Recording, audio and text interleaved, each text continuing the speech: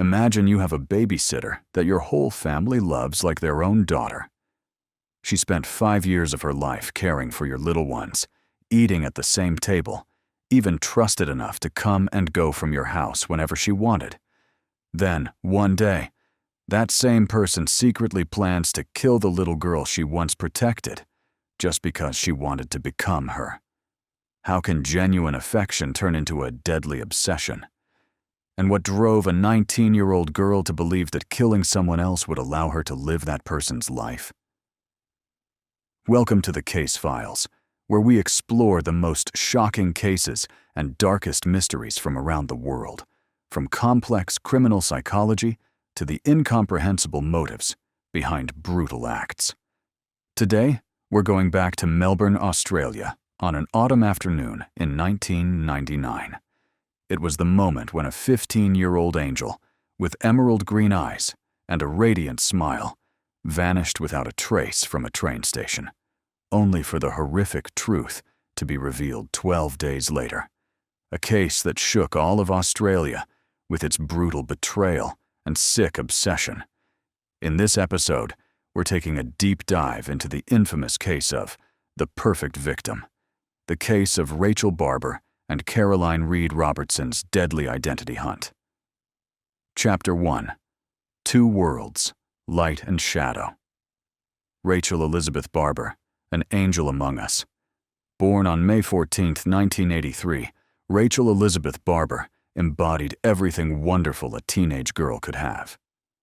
In the Barber family home in Cheltenham, Melbourne, Rachel was the eldest of 3 sisters, with 2 younger sisters named Jessica and Carly. Her parents, Michael and Elizabeth Barber, were devoted people who always supported their daughter's dreams.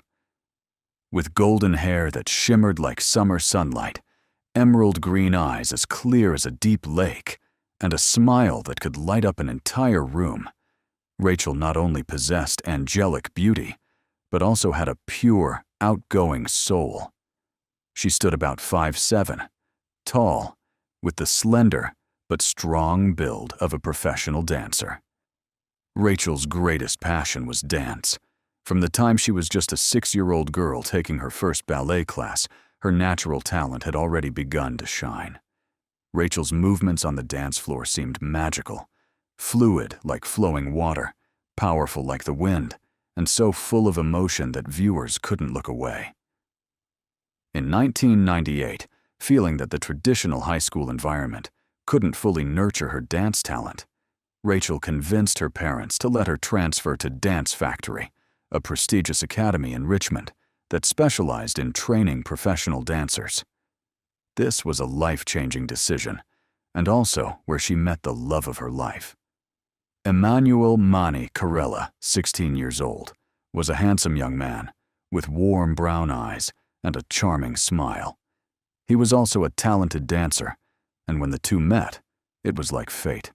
Rachel and Mani quickly became the perfect couple, not just on the dance floor, but in life.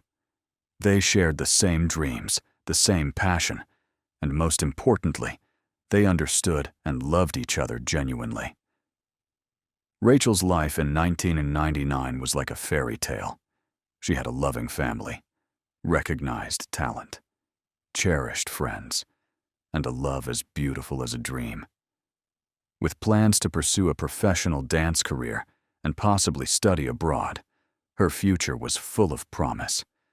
But she didn't know that this very perfection would become her death sentence. Caroline Reed Robertson, a lost soul in darkness. On the other side of the story, Caroline Reed Robertson, born in 1980, had a completely opposite life. If Rachel was light, then Caroline was darkness, not because she was born evil, but because pain and insecurity had gradually turned her into someone dangerous. Caroline grew up in a broken home.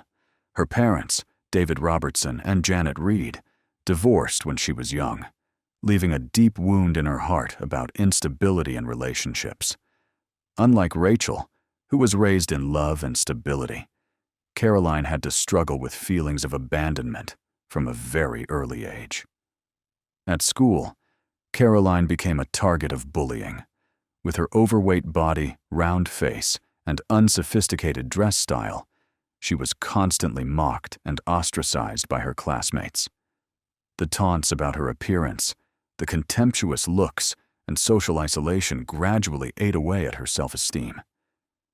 In her diary at age 14, Caroline had drawn a self-portrait and written painful words on it. Failure, abandoned, dirty, fat, crazy.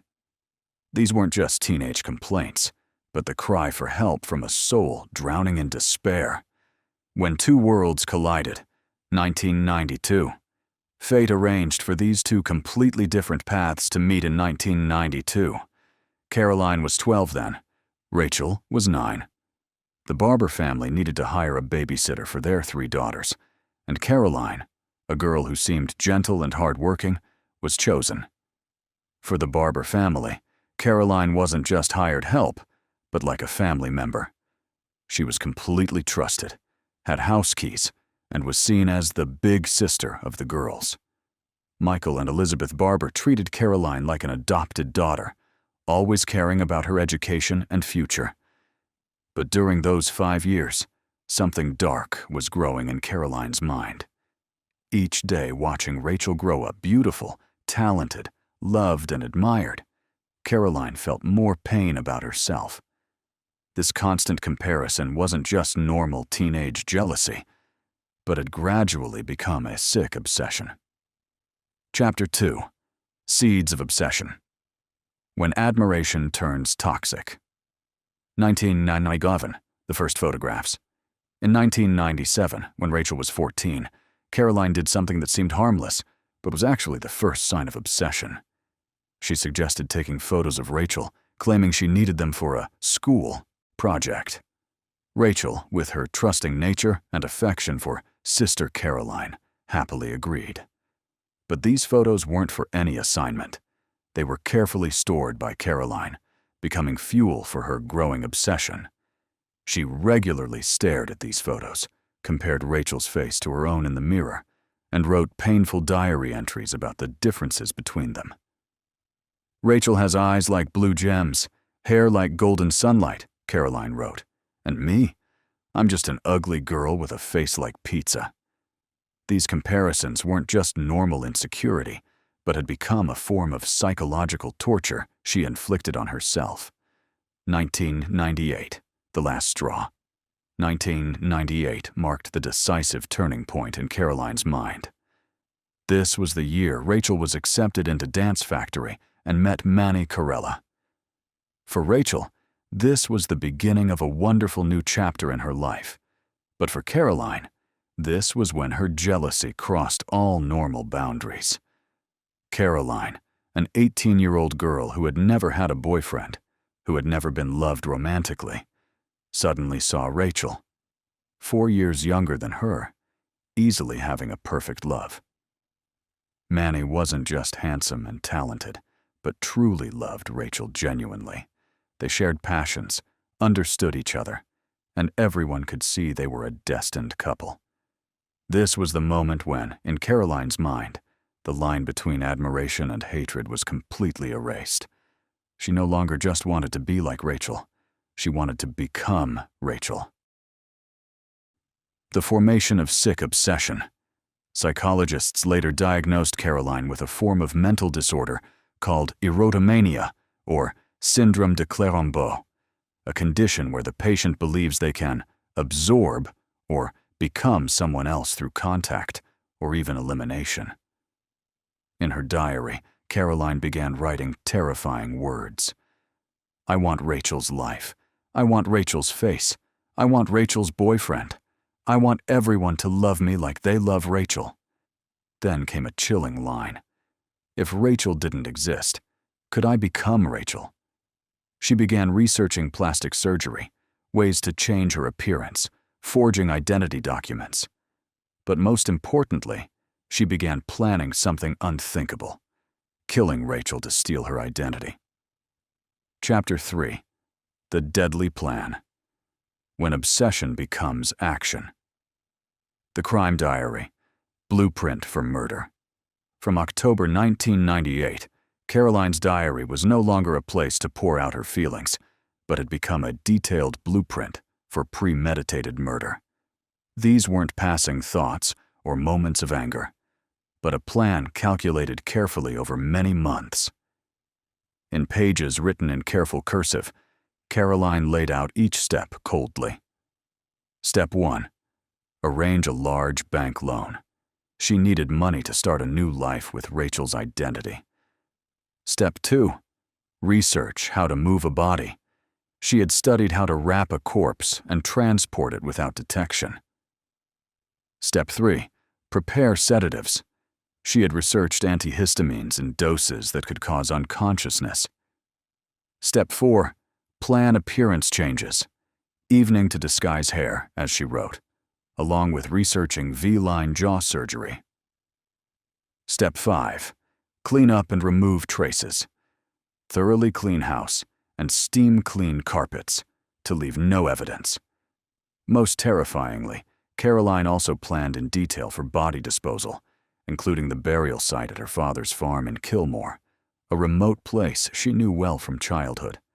Identity theft, weaponizing trust. To legally become Rachel, Caroline needed the most important thing, an original birth certificate. This document would allow her to reapply for all other papers like driver's license, passport, and ID card. But how could she get Rachel's birth certificate without raising suspicion? Caroline came up with a cunning and cruel plan, exploiting the very affection and trust the Barber family had for her. One afternoon in February 1999, Caroline called Jessica, Rachel's 13-year-old sister. With a touching and persuasive tone, she told a moving story. She was preparing a special secret birthday gift for Rachel and needed to borrow her sister's birth certificate to complete the gift order. Remember, don't tell anyone, not even Rachel, because it would ruin the surprise, Caroline instructed Jessica. The girl, with her loving feelings for Sister Caroline and desire to do something good for her sister, helped Caroline get the most important document without any suspicion. This way, Caroline had in her hands the key to completely steal Rachel's identity. She even went to the birth registration office to apply for a replacement birth certificate, preparing for her escape plan after committing the crime. Psychological preparation. When delusion becomes reality. In the final weeks before executing her plan, Caroline lived completely in a fantasy world. She wrote in her diary, "After Rachel disappears, I will become her. I will have blonde hair like her, blue eyes like her, and everyone will love me like they love her." She began arranging her current life, as if preparing for a major relocation.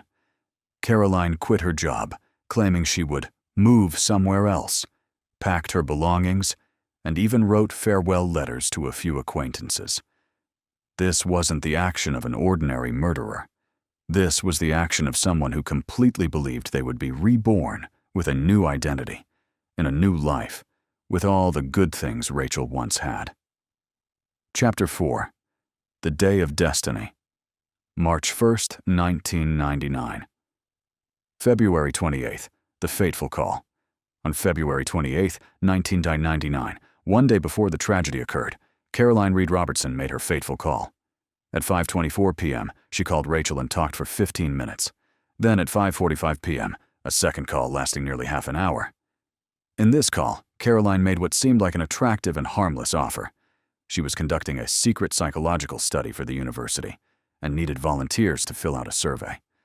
The job would only take 10 minutes, but would pay $100 Australian, quite a large sum for a 15-year-old student in 1999. The most important part of this offer was the requirement of absolute confidentiality. Caroline emphasized that to ensure the objectivity of the research, Rachel couldn't tell anyone about this meeting, including parents or boyfriend. "If you tell anyone, the study will be invalid and you won't get paid," Caroline warned. Rachel, with her trusting nature and no reason to suspect Sister Caroline, agreed to meet the next day. She arranged to meet Caroline after school, before going home to meet her father at 6:15 p.m. That night, Rachel came home, happily had dinner with the family, and watched television as usual. She couldn't know that would be the last dinner with her most beloved people. March 1st, 1999, the day the angel left. The morning of March 1st, 1999 was a beautiful autumn day in Melbourne. As usual, Michael Barber drove his daughter to Sandringham train station so she could go to school. Before Rachel got on the train, he reminded her, "Remember, Dad will pick you up at this station at 6:15 p.m. "Yes, I know, Dad," Rachel replied with a bright smile. Those were the last words Michael Barber heard from his daughter. At Dance Factory, Rachel had a normal school day. She practiced with Manny, chatted with friends, and even mentioned the secret meeting that afternoon to Manny, though she didn't reveal the identity of who invited her or the specific location, only saying it was a quick money-making job. Around 4:30 p.m., Rachel said goodbye to Manny and friends, then took the train toward the city center to meet Caroline. Allison Gore, a passenger on the train, later testified that she saw Rachel sitting next to a brown-haired woman who looked older. In the crime apartment, Rachel's final moments. According to Caroline's later confession and investigation evidence, this is what happened in apartment 626 Cheltenham Street in St. Kilda. When Rachel arrived at the meeting point, Caroline said she had forgotten the survey form at home and invited Rachel to her apartment to fill it out. Rachel initially hesitated because her father would pick her up at 6:15, but Caroline reassured her, "Just 5 minutes. You can finish and get back to the station in time." At the apartment, Caroline acted like a thoughtful host. She asked if Rachel was hungry and suggested, "Have a piece of pizza. You can eat while filling out the form to save time." Rachel, after a long day of training and not having eaten since lunch, happily accepted. But the pizza Caroline gave Rachel had been laced with antihistamines, drugs Caroline had carefully researched for their drowsiness-inducing and reaction-reducing effects. When Rachel began feeling dizzy and sleepy, she asked, "Why do I feel so tired, sis?" "Maybe you're tired after a long school day," Caroline replied calmly, while her mind was completely focused on the plan about to unfold. When Rachel collapsed at the table, unconscious, Caroline slowly stood up and got the telephone cord she had prepared. With terrifying coldness, she strangled Rachel to death. In those final moments, did Rachel realize that the person she trusted like a sister was taking her life? That's a question that will never be answered, but it haunts everyone who knows this story. Chapter 5. 12 Days of Hell. The Desperate Search. 6:15 p.m., when the angel didn't come home. Michael Barber stood at Sandringham Station, his worried eyes watching each train arrive. 6:21 p.m. passed, then 6:30, 6:45. No sign of Rachel. With his daughter's punctual nature, Michael knew something was wrong. He immediately called home to tell Elizabeth. "Rachel hasn't come back. She's never been late like this," he said, his voice shaking with worry. Elizabeth tried to calm her husband. Maybe she stayed late at school or went out with Manny. But when they called Manny, the boyfriend said he had said goodbye to Rachel at 4:30 p.m., and she had gotten on the train alone. Rachel mentioned a secret job that paid well, but didn't say specifically what it was, Manny shared, his voice also beginning to worry. At 8 p.m., when all attempts to contact failed, Michael and Elizabeth decided to call the police. That night, they couldn't sleep a wink. The desperate search. From March 2nd, Melbourne witnessed one of the largest search campaigns in the city's history. The Barber family, friends, neighbors, and even strangers joined together to search for Rachel. Thousands of flyers with "Missing Rachel Barber, 15 years old," and her bright photo were posted throughout Melbourne, at train stations, shops, hospitals, schools. Elizabeth Barber, with eyes red from sleepless nights, stood at intersections handing out flyers and begging people. "If anyone has seen my daughter, please contact the police." Manny, a 16-year-old boy with a pale face from grief, went to all the places he and Rachel had been: parks, cafes, movie theaters. "Rachel, if you can hear this, please come home. Everyone is so worried," he pleaded in media interviews. Caroline, the perfect actress. While all of Melbourne was searching for Rachel, Caroline Reed Robertson had noteworthy actions. She called the Barber family to show concern and ask about the search situation. "I'm so worried about Rachel. Is there anything I can help with?" she said with fake worry in her voice. Caroline even appeared at some search events with a sad and worried expression. She told people, "Rachel is like my little sister. I can't believe this is happening." But what Caroline was really doing during this time was completely different. After killing Rachel, she kept the body in her apartment for 2 days, then calmly called a taxi to transport a heavy statue to her father's farm in Kilmore, about 60 kilometers from Melbourne. At the farm, Caroline dug a shallow grave right next to her beloved cat Lucy's grave and buried Rachel there. Then she returned to the city and continued life as if nothing had happened. More terrifyingly, during these days, Caroline carried out the next steps in her plan.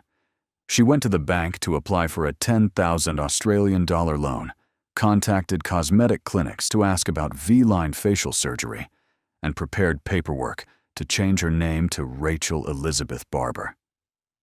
Chapter 6. Truth from the Shadows, when the mask is torn off. March 11th, important witness. After 10 days of hopeless searching, a final ray of hope appeared. Alison Gore, a 40-year-old woman, called the police station to report that she had witnessed Rachel on the train the afternoon of March 1st. "I remember very clearly because that young girl was very beautiful and stood out," Alison recounted. "She was sitting next to another woman who looked older, brown-haired, a bit plump. They seemed to know each other." This was the first important clue. Police immediately brought Alison to the station to create a computer composite image of this mysterious woman. When the image was completed, Michael and Elizabeth Barber were stunned. It was Caroline Reed Robertson, the girl they had trusted like their own daughter. "It can't be. How could Caroline?" Elizabeth whispered, unable to believe her eyes. But the coincidence was too obvious. Immediately, police began investigating Caroline. Clues from phone records. When checking Rachel's call records, police discovered an important detail. The last 2 calls Rachel received on the afternoon of February 28th were both from a phone number registered to Caroline Reed Robertson. The first call at 5:24 p.m. lasted 15 minutes. The second, at 5:45 p.m., lasted nearly 30 minutes. These were clearly important calls, and Caroline was one of the last people to speak with Rachel before she disappeared. For March 12th, the decisive raid. With enough basis, police decided to visit Caroline's apartment at 626 Cheltenham Street, St. Kilda. When they rang the bell, there was no response. Inside the apartment was completely silent, but police heard a weak groaning sound. Deciding to break the window to get inside, they discovered Caroline lying unconscious on the floor, foam at her mouth, body convulsing. An ambulance was called immediately. Doctors diagnosed that she had just suffered a severe epileptic seizure. While Caroline was taken to the hospital, police conducted a search of her apartment. And this was when the final curtain was lifted. Undeniable evidence. In Caroline's apartment, police found a terrifying treasure trove of evidence. A bag containing Rachel's clothes, including the jacket she wore the day she disappeared. Rachel Elizabeth Barber's original birth certificate. An application for a replacement birth certificate already filled out with Rachel Elizabeth Barber, but Caroline's photo. The terrifying diary with detailed murder plans. Notes about the $10,000 bank loan. Contact information with cosmetic clinics, cleaning chemicals, and carpet steam cleaner. But most terrifying was the diary. In it, Caroline had written detailed steps of the plan. Lure Rachel to house with psychology survey excuse. Pay $100. Put sleeping pills in pizza. Telephone cord. Strangle. Wrap body in carpet. Bury at Dad's farm, next to Lucy's grave. Bank loan. Facial surgery. Start new life with Rachel's name. Cold confession. At 7 p.m. on March 12th, at the hospital, Caroline had awakened. A police inspector sat by her bed to interrogate. Faced with undeniable evidence, Caroline confessed in a terrifying way. "I killed Rachel," she said in a cold voice, without any emotion. "But it was just an accident. I didn't intend to kill her." When asked where Rachel's body was, Caroline directed them to her father's farm in Kilmore. "I buried her there, next to Lucy the cat's grave."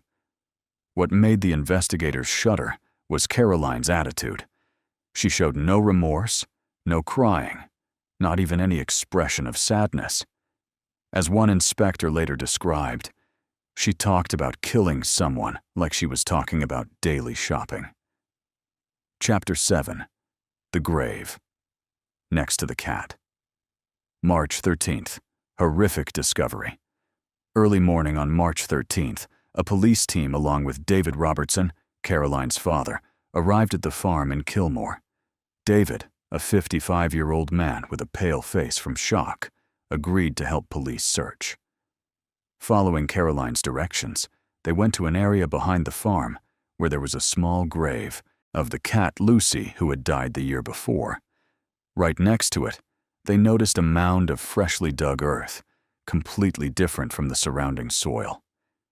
When they began digging, after going down only about 60 centimeters, they touched something soft. It was a blue carpet. Inside, wrapped in a second carpet, was Rachel Barber's body. The scene made even experienced police officers shudder. Rachel was buried in a curled position, like a sleeping child. But most terrifying was that the telephone cord was still wrapped around her neck. Caroline hadn't even bothered to remove it. Autopsy results. The medical examiner determined Rachel's cause of death was asphyxiation from strangulation. Additionally, high concentrations of antihistamines were found in her blood, enough to render a person unconscious. This proved that Caroline had not told the truth about an accident. This was premeditated murder, carried out coldly and brutally. Rachel had been poisoned first, then strangled to death. The Barber family's shock. When they received news about finding Rachel's body, the Barber family collapsed. Elizabeth Barber fainted upon hearing the news, while Michael had to be taken to the hospital for a heart attack. "I can't believe it," Elizabeth sobbed. "Caroline. She was like my daughter. How could she do this to Rachel? Why did my daughter have to die?" Jessica and Carly, Rachel's two younger sisters, were also severely shocked to learn that the babysitter they once loved had killed their sister. Jessica was especially devastated, remembering how she had helped Caroline get Rachel's birth certificate. Chapter 8. Justice in Court. October 2000, the trial of the century. Caroline Reed Robertson's trial took place at the Victoria Supreme Court, with special attention from media and the public. This was considered one of the most shocking cases in Australian criminal history. Caroline, now 20 years old, appeared in court with a completely different appearance. She had lost significant weight, grown her hair long, and looked younger. Some people commented that she looked more like Rachel, a chilling detail that made many people's blood run cold. Faced with undeniable evidence, the diary, the body, the confession, and numerous forensic evidence, Caroline abandoned her denial and pleaded guilty to premeditated murder. Caroline's testimony, the mind of a killer. In her testimony, Caroline revealed the deep, dark corners of her mind. She described herself as someone unfortunate, lonely, with no friends, and considered Rachel as the embodiment of perfection. "I was obsessed with Rachel," Caroline admitted. "She had everything I wanted: beauty, talent, love, a happy family. I believed that if Rachel no longer existed, I could become her. When asked about the motive for murder, Caroline explained with a chilling attitude. I thought that somehow, if I killed Rachel, I could absorb her essence. I could live Rachel's life and be loved by everyone like they loved her, the victim's family's painful statement. Elizabeth Southall, Mrs. Barber's real name, Rachel's mother, stood before the court with red eyes and read the victim impact statement. No mother wants her daughter to be murdered. Rachel was only 15 years old. She had a whole bright future ahead of her. Caroline didn't just take away my daughter's life, but also took away all the dreams, hopes, and happiness of our entire family. For my daughter, justice will never be fully served because Rachel's life has been taken away forever. No sentence can bring my daughter back, but I hope Caroline will receive a sentence heavy enough to ensure she can never hurt anyone else again. The sentence and verdict. Judge Vincent, after considering all factors, sentenced Caroline Reed Robertson to 20 years in prison with possibility of parole after serving 14 years. In the sentencing statement, the judge emphasized, Caroline Reed Robertson is a real danger to anyone unfortunate enough to be included in her obsession targets. This crime was not an impulsive act, but the result of a carefully calculated plan executed brutally. The exploitation of the victim's family's trust, the detailed planning, and the lack of remorse after committing the crime all show the defendant's level of danger. The court hopes this sentence will both punish the crime and protect society from similar acts in the future. Chapter 9. Echoes that Remain Forever. 2015. The Frightening Return. In January 2015, after serving 15 years, Caroline Reed Robertson was released. At this time, she was 34 years old and had to submit to strict supervision by authorities. She was not allowed to leave Victoria State and had to regularly report to police. This event once again plunged the Barber family into suffering. Elizabeth Southall shared, "We live in fear every day, not knowing what Caroline will do next. She once killed my daughter, and I don't believe she has truly changed." A chilling detail Elizabeth revealed was that, during the 15 years in prison, Caroline's appearance had changed significantly. Her face had become much more like Rachel's, she said, especially the eyes. It made me feel like she was still trying to become my daughter. Legacy of the tragedy. The Rachel Barber case left profound impacts. Perfect Victim. A Mother's Book. In 2002, Elizabeth Southall, together with journalist Megan Norris, published the book Perfect Victim. A painful work telling about Rachel's life and a family's pain after tragedy. The book was not only a memorial to Rachel, but also a warning about the importance of mental health care. In Her Skin, the film. In 2009, the story was adapted into the film In Her Skin, directed by Simone North, starring Guy Pearce, Miranda Otto, and Sam Neill. The film tells the story from three perspectives: the victim's family, the killer, and the investigating force. Impact on law and society. The case prompted changes in how Australia deals with cases involving obsession and mental disorders. The justice system strengthened psychological assessment measures and monitoring of criminals with high risk of reoffending. Conclusion. As we close the story of Rachel Barber and Caroline Reed Robertson, we're not simply ending a criminal case. This is a painful lesson about the terrible consequences of jealousy, obsession, and untreated mental disorders. Rachel Barber wasn't just a victim of crime. She is a symbol of light extinguished by darkness, of innocence destroyed by toxicity, and of trust betrayed in the most brutal way. At age 15, with all the dreams and promises of youth, Rachel became the perfect victim of a sick obsession. Caroline Reed Robertson also isn't simply just a killer. She is the product of insecurity, loneliness, lack of love, and especially lack of timely psychological intervention. If the warning signs had been recognized and treated early, perhaps this tragedy wouldn't have happened. Lessons we can't forget. First, we need to recognize the signs of mental disorders and sick obsession. Jealousy, prolonged loneliness, and having ideas of wanting to become someone else are all red flags that need attention. Second, the importance of listening to and caring about those around us. If someone in our family, school, or workplace is showing abnormal behavior, don't hesitate to seek professional help. Third, trust needs to be placed carefully. The Barber family trusted Caroline like their own daughter, but that very trust was exploited brutally. This doesn't mean we should live in suspicion, but we need balance between trust and caution. And finally, we need to remember that behind each case are real people with real emotions and real pain. Rachel Barber isn't just a true crime story for entertainment. She was a human being with dreams, hopes, and love from family and friends. Today, as we end this story, let's take a minute to remember Rachel Elizabeth Barber, the 15-year-old girl with emerald green eyes and a radiant smile, who became Melbourne's angel forever in the hearts of those who know her story. If you find this story meaningful, please share it to raise awareness about the importance of mental health, and especially if you or someone you know is struggling with psychological difficulties, don't hesitate to seek help.